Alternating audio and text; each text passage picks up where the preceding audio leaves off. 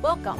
In this Quilting Quickly tutorial, I'm going to show you how to put together the blocks for Indigo Spin. You can see the quilt behind me. It's done with navy blues, a white background. It's a great use of a template to make your quilt unique and one of a kind.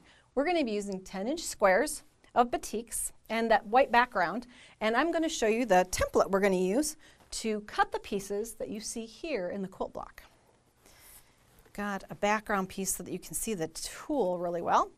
It's an entire clamshell. It's a Fons Porter clamshell template, and you can see that it's a full clamshell here. We're going to be using the dividing line that you have here that goes down offset from the center so that you have the kind of the stem part of the clamshell here. So we're going to be using this portion of the template for our blocks. And we're going to be using that shape for both the white background and the dark blue.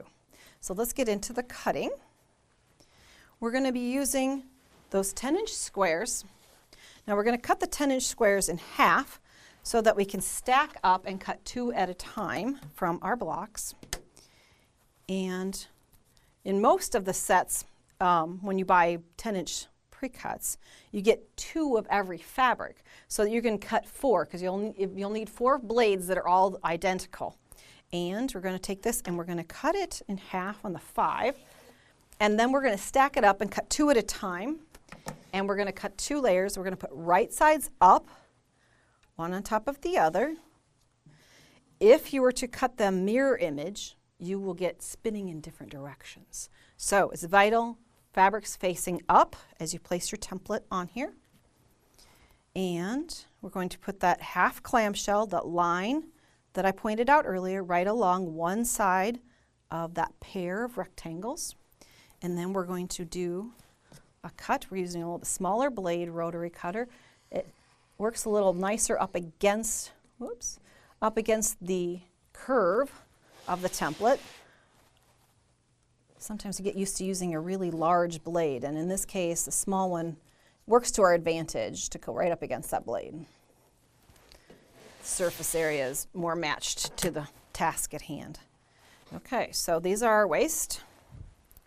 We have 2 pieces here, and we would then go ahead and cut 2 more so that eventually we'll have 4 to get put together into one kind of spin. So we're going to do that, and we're also going to be cutting off of strips for cutting the background piece. Now you can see here one has already been cut out. In order to efficiently cut these, because we're working with an unusual shape, we can use strips, but by placing one here and then back this direction, we can kind of nest them in together and kind of not waste quite so much fabric. So we would cut a second here and then turn back and cut the one here. So follow the instructions come with the tool and in a pattern, and it'll make sure that you cut really efficiently to get your background pieces. So once you have those all cut, then it's trying to put together the shapes.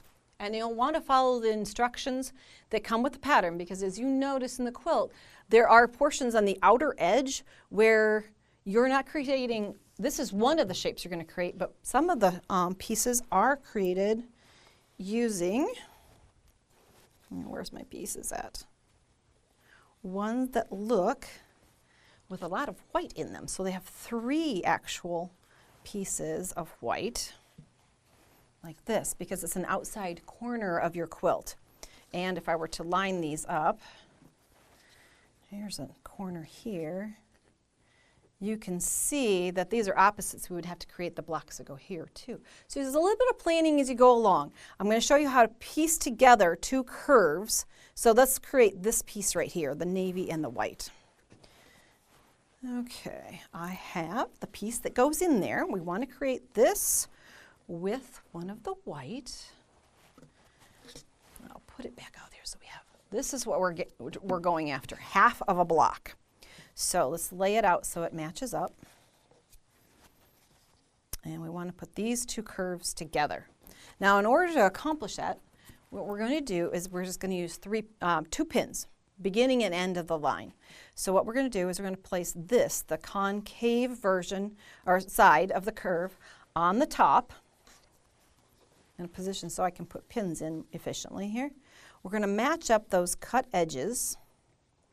I'm going to put a pin at the very beginning. I'm going to take kind of a bigger bite to hold this in position because I don't want it to slide. I want that corner to be matched nicely. Then I'm going to take this edge, this little narrow piece, I'm going to bring it back to its corner, kind of send everybody to their corners. And I'm going to pin that one in place. Now what I want to accomplish is getting this as a 1/4 inch seam. So let's take it to the machine. I'm going to be putting this navy blue, this concave piece on top at the machine. Sometimes a stiletto can kind of be an extension of our finger, so if that is a tool that will help you. After you do a few of them, you realize that your first couple are kind of kindergarten blocks, but they get better really quick. Take our pin out as we approach. That pin was just to hold things aligned at the corner. Now I'm going to work my way along there, matching my cut edges. And just take a few stitches at a time, kind of working your way along, manipulating. I think Marianne and Liz used to refer to it as fluffing the fabric, was the term that they liked to use. But it doesn't take a lot of pins. That's why at this point they're fairly gentle curves, and it's laying in there perfectly. So my stiletto kind of helps get me the fabric right up to the presser foot. I'm not really watching the needle, I'm just watching as it approaches the presser foot and then right off the end. Okay. Now, there we go. We have a 1/4 inch seam all the way along. You're going to want to take it to your ironing board at some point, and you're going to want to press the seam to one side like this. Now, like I said, some of the blocks are created using that double white for the outside edge, and then others are in color combination. So a design wall is going to be your best friend for laying out your pieces so that you know which of the blocks you're creating next, especially if you're not using the same exact fabric. You have to think about which colors go in here so they touch to make the right shape in your pinwheel. Now, in order to, once you get these seams done, you have to put these two together. And it looks like, it's going to be a race car driving an S curve. What we're going to do is break it down and do one curve at a time. Always working in the same manner. We're going to let's work on this one first. We're going to match centers. So those two seam allowances come in as opposing seams. I'm going to put a pin there to secure it. Then I'm going to take this little side, work it back to that outside edge where it's going to live. Put a pin in that one, and then it's the exact same seam. Got it there. So I'm going to be working this fullness in to there. And it's the same seam as we did last time, just working your way along, but we're just doing half of it. So starting here, working your way out. Now, the reason why we didn't back up over here and start and do all of it at once is the positioning of our fabrics. That concave one is now on the bottom, making it harder to work. So what we're going to do on the second side, flip it over. You're going to start at the center, which has already been stitched a little tiny bit. We're going to come in and manipulate this little guy back to its position and do that same curve. So you're going to do it over and over, the same piecing curve. You're going to get really good at this by the time you're done. So then just working that fullness into the edge there, seam out. So from the center out is how this is constructed. Now that you have two pieces that are created that way, let's see, where's my white combination? You have them all together, so you got that seam in there. I'll just flip this one over. Oh, my pressing got a little off.